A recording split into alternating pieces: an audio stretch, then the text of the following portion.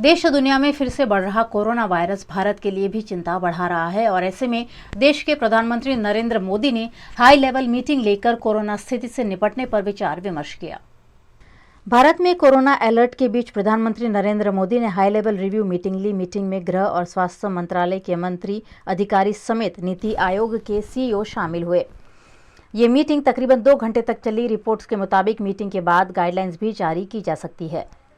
विदेश मंत्रालय के प्रवक्ता अरिंदम बागची ने इस पर कहा कि चीन की स्थिति पर हमारी नज़र है। हमने अभी तक कोई ट्रैवल एडवाइजरी नहीं जारी की है, लेकिन जो यात्री जिस देश के हैं वहां के गाइडलाइंस उन्हें फॉलो करने चाहिए। केंद्रीय स्वास्थ्य मंत्री मनसुख मांडविया ने लोकसभा में कहा कि नए वेरिएंट से चुनौती बढ़ी है। हर प्रोटोकॉल का पालन करना जरूरी है। हमने कोविड महामारी का मैनेजमेंट किया है। 90% आबादी को दोनों टीके लग चुके हैं। 25 करोड़ से ज़्यादा आबादी को प्रिकॉशन डोज लग चुकी है। उधर बंगाल, केरल, दिल्ली, उत्तर प्रदेश, कर्नाटक, महाराष्ट्र, मध्य प्रदेश और छत्तीसगढ़ की सरकारों ने भी कोरोना को लेकर इमरजेंसी मीटिंग की। बंगाल में निगरानी के लिए कमेटी बनाई गई है जो स्थिति की मॉनिटरिंग करेगी। इसके अलावा केरल में लोगों को अलर्ट जारी किया गया है।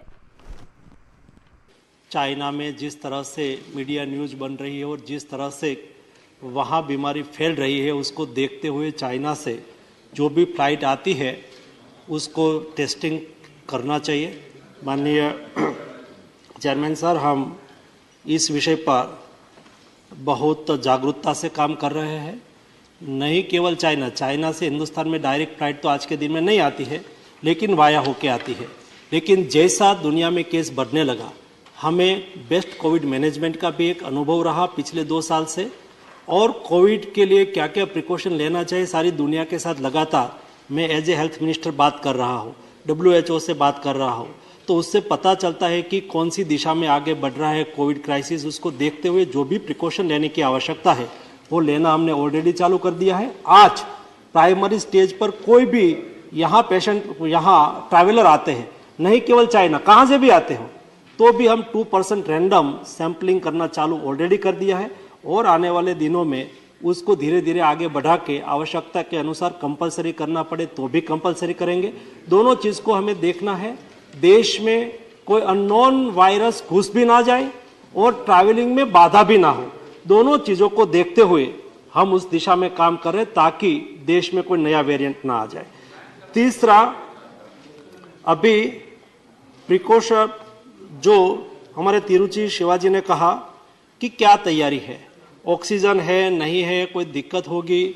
हमने आज से नहीं, कल तो विषय इसलिए उठा कि मेरी एक जिम्मेदारी बन गई कि सम्मानीय 3 सांसद ने राजस्थान से मुझे पत्र लिखा और उन्होंने मुझे कहा कि राजस्थान में जो यहाँ भारत जोड़ो यात्रा पास हुई और कई लोग ये यात्रा में शामिल हुए।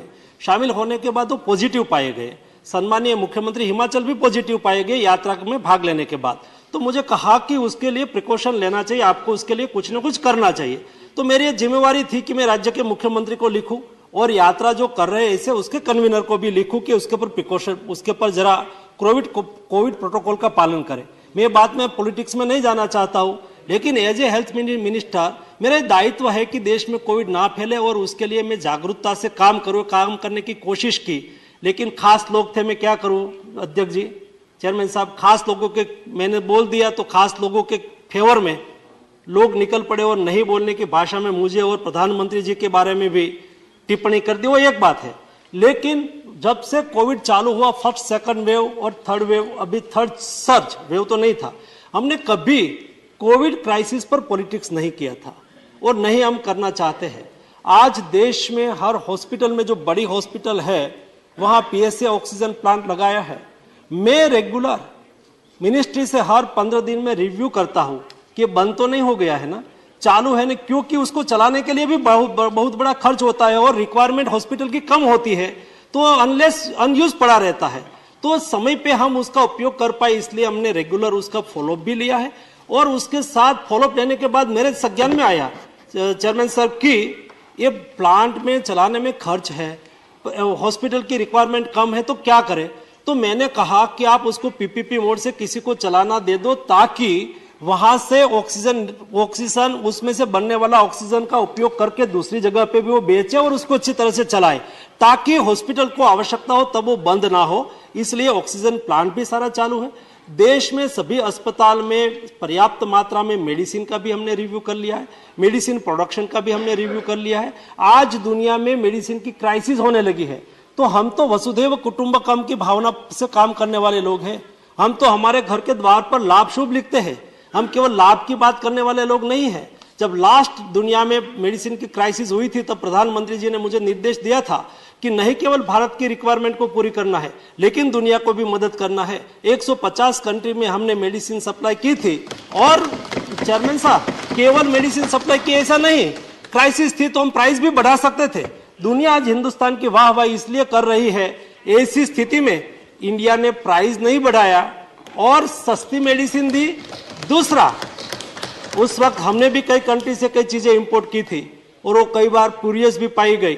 150 कंट्री में से कोई भी कंट्री की शिकायत नहीं आई कि इंडिया से आई हुई कोई भी मेडिसिन पुरियस हो।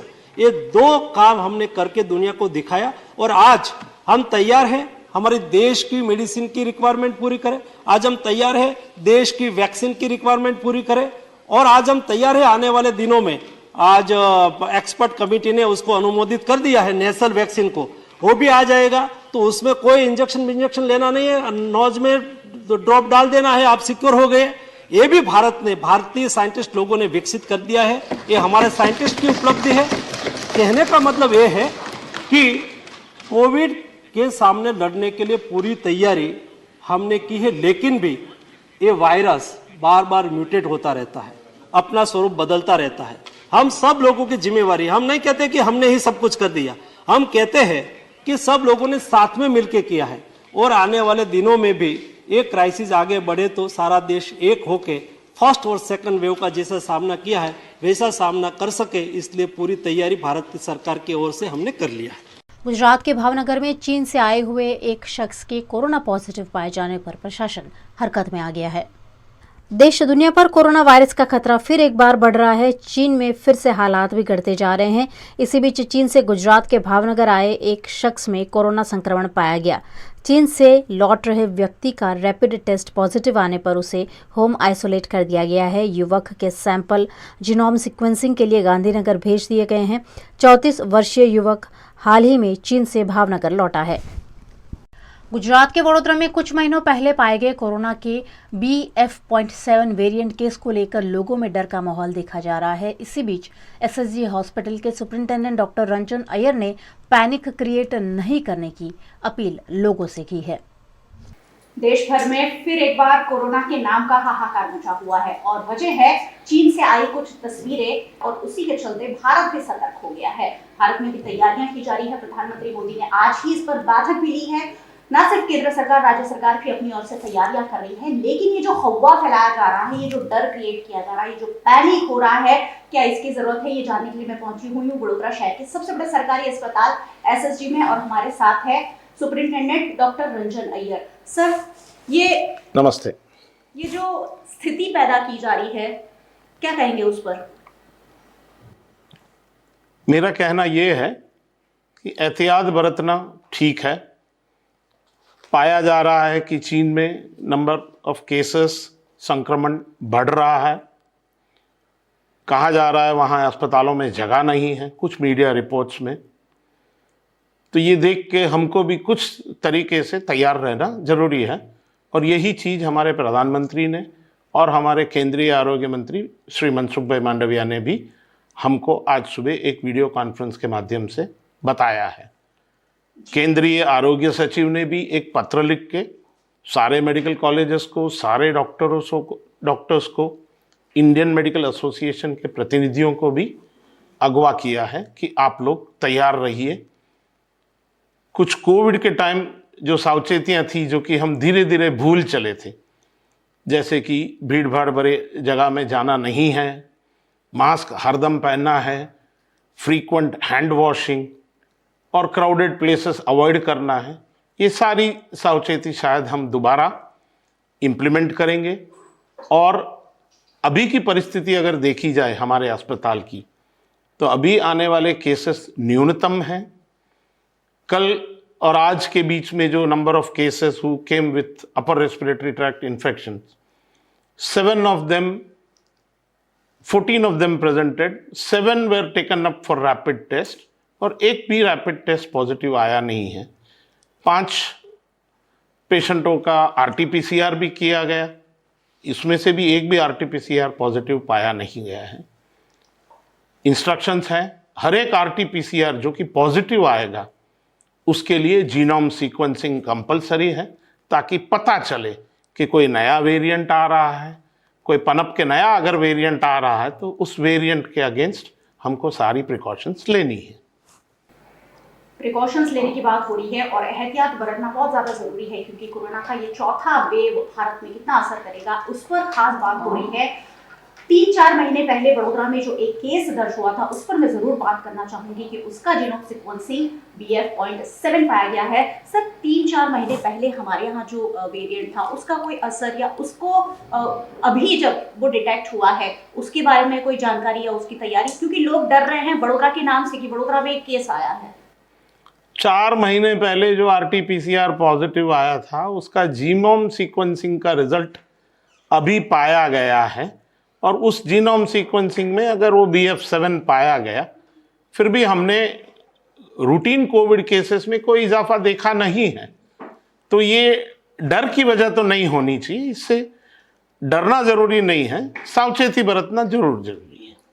सर, वो पेशेंट है फिलहाल कहाँ है? क्या वो इंडिया में? वो मरीज हमने नहीं देखा, वो मरीज किसी प्राइवेट क्लिनिक में देखा गया था और शायद घर पे डोमिसिलरी लेवल पे ही उसका ट्रीटमेंट हुआ था और सिर्फ आइसोलेशन के बाद वो मरीज अच्छा हो गया था। तो चलिए, वडोदरा शहर के लोगों को और वडोदरा के नाम से और लोगों को भी जो डरने की जरूरत है वो डरने की बिल्कुल जरूरत नहीं है, लेकिन चौथी लहर का जरूर मैं जिक्र करना चाहूंगी। भारत में चौथी लहर की कितनी संभावना है? सर, ये जो केस स्टडी है, अब आप लोग रिव्यू भी कर रहे होंगे, कितनी आशंका है, कितनी संभावना है कि चौथी लहर भारत में आ सकती है और वो कितनी घातक हो सकती है? उम्मीद रखते हैं कि हिंदुस्तान की प्रजा काफ़ी अच्छी इम्यूनिटी के साथ होती है। हमारे यहाँ वैक्सीनेशन, बूस्टर डोज वगैरह सरकार श्री के प्रयासों से बहुत अच्छी तरीके से ये अभियान चला है, और इस अभियान के चलते हुए अगर थोड़ी सी एहतियात बरती जाए तो हम चौथे वेव को भी हैंडल कर लेंगे। जी सर, बूस्टर डोज लेने की बात है, हमारे पास कितनी व्यवस्था है बूस्टर डोज की, कोविशील्ड की, वैक्सीन की? क्योंकि आज बहुत सारी जगह लोगों ने भीड़ लगाई थी वैक्सीन लेने के लिए, लेकिन वैक्सीन अवेलेबल नहीं है वडोदरा शहर में। एक दिन में ये पैनिक हुआ, सब लोग आज बूस्टर डोज लेने पहुंचे हैं। बूस्टर डोज के लिए सरकार ने घर घर जाके मुहिम चलाई थी और काफ़ी लोगों को बूस्टर डोज मिल चुका है, और बहुत जल्द बाकी के बूस्टर डोजों का भी इंतजाम हो जाएगा, ऐसी हमें सूचना मिली। आखिरी सवाल, वडोदरा शहर के लोगों को क्या कहें? बस घर पे रहें, अपने आप को आइसोलेट करें, भीड़ भाड़ वाली जगहों पे जाने से बचें, हाथ धोते रहें और हर हमेशा मास्क लगाए रखें। चौथी लहर को आने में तो शायद देर लग सकती है, लेकिन एहतियात बरतने की अभी से जरूरत है, और केंद्र सरकार, राज्य सरकार और यहाँ तक कि वडोदरा में भी किसी तरीके की तैयारियां की जा रही है। बचना है और सारी गाइडलाइंस जो हमें याद थी वो अब रिवाइज कर लेनी है। चीन में कोरोना केस में भारी उछाल देखने मिला है। दुनिया के अन्य देशों में भी कोरोना संक्रमण बढ़ रहा है। ऐसे में गुजरात के वडोदरा शहर में भी कोरोना की संभावित स्थिति से निपटने की तैयारियों को शुरू कर दिया गया है। चीन में कोरोना को लेकर जो तस्वीरें और वीडियो सामने आए हैं, उसके बाद देश दुनिया में फिर एक बार कोरोना को लेकर लोगों में डर पैदा हो गया है। कोरोना के बढ़ते संक्रमण की संभावित स्थिति को ध्यान में रखते हुए केंद्र सरकार भी अलर्ट मोड पर है और राज्यों को आवश्यक कदम उठाने की सूचना दे दी गई है। इसी के तहत गुजरात के वडोदरा शहर में भी SSG अस्पताल में बनाया गया आइसोलेशन वार्ड फिर एक बार खोल दिया गया है। आइसोलेशन वार्ड में कोरोना की संभावित स्थिति से निपटने की तैयारी भी SSG प्रबंधन कर रहा है। कोरोना की पहली, दूसरी और तीसरी लहर में हजारों मरीजों को यहाँ कोरोना संक्रमण का इलाज दिया गया था। फिर एक बार यहाँ टेस्टिंग से लेकर इलाज तक की सुविधा को चाक चौबंद करने की व्यवस्था शुरू कर दी गई है। दवाइयों से लेकर ऑक्सीजन की स्थिति तक की सभी तरह की तैयारियों को SSG प्रबंधन द्वारा शुरू कर दिया गया है। कोरोना महामारी फिर एक बार देश दुनिया पर दस्तक दे रही है। ऐसे में वडोदरा के गोत्री अस्पताल में भी ऑक्सीजन प्लांट कार्यरत कर दिया गया है। कोरोना की पहली, दूसरी और तीसरी लहर में देश में स्थिति काफ़ी बिगड़ गई थी। चीन में फिलहाल कुछ ऐसे ही हालात फिर से देखने मिल रहे हैं, जिसके बाद गुजरात के वडोदरा शहर में भी तैयारियां शुरू कर दी गई हैं। इन दिनों शहर में डेंगू जैसी कई बीमारियां फैली हुई हैं। इसी बीच कोरोना के लक्षण देखे जाने पर टेस्टिंग और इलाज के निर्देश दे दिए गए हैं। गुजरात सरकार की गाइडलाइन के तहत महामारी से निपटने के लिए गोत्री अस्पताल के स्टाफ को भी फिर एक बार ड्यूटी के लिए तैयार किया जा रहा है। गोत्री अस्पताल के forensic department head doctor Hitendra Rathore ने वडोदरा के नागरिकों को बूस्टर डोज लेने का और मास्क पहनने का अनुरोध किया है। જે રીતે કેન્દ્ર સરકાર અને રાજ્ય સરકાર અને વડોદરા મ્યુનિસિપલ કોર્પોરેશનની ગાઈડલાઈન અનુસાર ગોત્રી મેડિકલ કોલેજમાં જ્યારે નહિવત કેસ કોરોનાના થયા હતા તો પણ અમે કોરોના વોર્ડ તેમજ કોરોના ઓપીડી અને વેક્સિન સેન્ટર કાર્યરત જ રાખ્યું હતું। સાથે સાથે આપણી જોડે હાલ 10 ઓક્સિજન પ્લાન્ટ છે, જેમાંથી 8 ઓક્સિજન પ્લાન્ટ કાર્યરત છે અને 2 ઓક્સિજન પ્લાન્ટ આપણે નિયમ અનુસાર મેન્ટેનન્સમાં મૂકેલ છે। બીજું કે ગોત્રી હોસ્પિટલમાં વેક્સિન સેન્ટર પર ચાલુ છે, જેથી કરીને જે પણ વ્યક્તિનો વેક્સિન ડોઝ લેવાનો બાકી હોય તો એ લોકો વેક્સિન ડોઝ પણ લઈ શકશે। ઇન્ક્વાયરી સેન્ટર પણ ચાલુ છે। સાથે સાથે કોરોના ઓપીડી પણ સ્ટાર્ટ છે, જેથી કરીને કોઈ પણ લક્ષણ દેખાય તો બેફિકર તમે કોરોના ટેસ્ટિંગ પણ કરાવી શકશો। અને જે નવો વેરિયન્ટ આવ્યો છે ઓમિક્રોનનો જ વેરિયન્ટ છે, જેથી કરીને અમે જે કોરોનાના આરટીપીસીઆર સેમ્પલની સાથે સાથે જીનોવા સિક્વન્સ પણ લેવાના છે। થી આમ જનતાને અમે એક જ અપીલ કરીએ છીએ કે ગભરાવાની જરૂર નથી। હું આમ જનતાને એ જ કહેવા માગું છું કે આપણે કોરોના આપણા માટે નવો નથી। છેલ્લા 1.5 વર્ષ આપણે કોરોના ભેગા રહ્યા છે, જેથી કરીને ગાઈડલાઈન સરકાર કે રાજ્ય સરકાર કે કેન્દ્ર સરકાર કે અને આપણે પાલન કરીએ એવું નથી। આપણા ઘર સુધી કોરોના ના પહોંચે એની જવાબદારી આપણી છે, જેથી કરીને આપણે જ કોરોનાની ગાઈડલાઈનનું સંપૂર્ણ પાલન કરીએ, માસ્ક પહેરીએ, સોશિયલ ડિસ્ટન્સ રાખીએ, વેક્સિન ના લીધી હોય તો વેક્સિન લઈ લઈએ અને તમામ માહિતીને ફોલો કરીએ, ઘર્ષણ ના કરીએ, હોસ્પિટલ તેમજ વહીવટી સ્ટાફને આપણે સપોર્ટ કરીએ। બસ આ જ ફોલો કરીશું તો કોઈ પણ કોરોનાનો કેસ આપણા હોસ્પિટલમાં કે આપણા ઘરમાં કે આપણા શહેરમાં નહીં દાખલ થાય। અને આ હોસ્પિટલમાં જે રીતે બેડ અત્યારે ખાલી દેખાય છે, બસ એ બેડ ખાલી જ રહેવા જોઈએ, એક પણ પેશન્ટ ના આવે એવી જ આપણે પ્રાર્થના કરીએ છીએ। ગોત્રી હોસ્પિટલ અને તેમજ કોર્પોરેશન તમામ હોસ્પિટલમાં વેક્સિન ફ્રી ઓફ કોસ્ટ આપવામાં આવે છે અને એમના શિડ્યુલ પ્રમાણે અને એમના મેસેજ અને એમના રજિસ્ટ્રેશન પ્રમાણે તમામ પ્રકારની વેક્સિન આપવામાં આવે છે।